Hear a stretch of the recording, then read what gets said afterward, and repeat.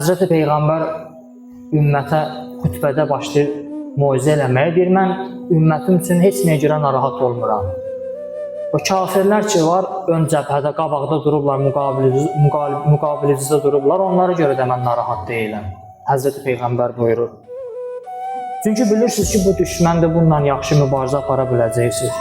Mənim qorxduğum nədir? Peyğəmbər buyurur ki, mənim qorxduğum ancaq münafiqlərdir. O münafiqlər ki, dillərindən elm tökülür. Dillərindən elm.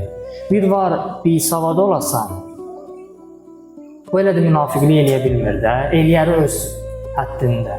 Bir də var ki, elmli olasan, alim olasan, bu daha rahat insanlarla oyun oynaya bilir. Bunun oyun oynamağı daha rahatdır. Peyğəmbərdən hədis var ki, deyir, alimlər, o alimlər ki, əməl eləməyiblər, münafiqdirlər, onları bir cəhənnəmə atarlar. Onlardan xüsusi bir dənə qoxu gələr ki, bütün cəhənnəm əhlini narahat eləyər. Cəhənnəmdə cəhənnəm əhlinə verilən əzabdan daha şiddətli olar onların qoxusu.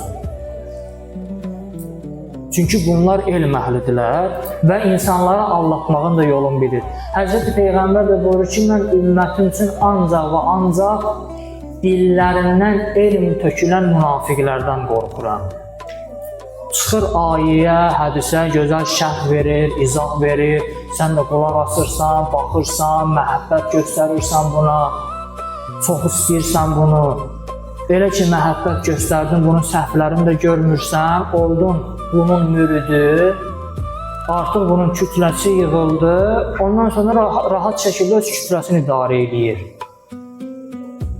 Ona görə də heç vaxt Əhl-i Beyt istisna olmaqla heç kimin müridi olmağa çalışmayın, adi şəxslərin müridi olmağa çalışmayın. Bu sadəcə elm oxuyub savadlıdır. Bax gör, danışdığı sözü nə niyyətə danışır, hansı niyyətə danışır, nə olsun dediyi ayə, Quran ayəsidir, dediyi Peyğəmbər kəlamıdır, nə olsun?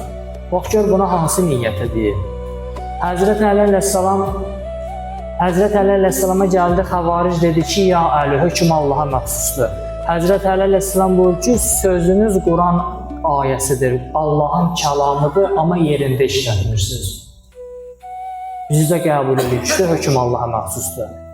İndi bu da ayə işlədir, hədis işlədir, öz niyyətini həyata keçirmək üçün eləyir. Ona görə də biz çalışaq, hədis var ki, mömin həyatda fəqih olmalıdır, agah olmalıdır. Fəqih müctəhid anlamında gəlmir.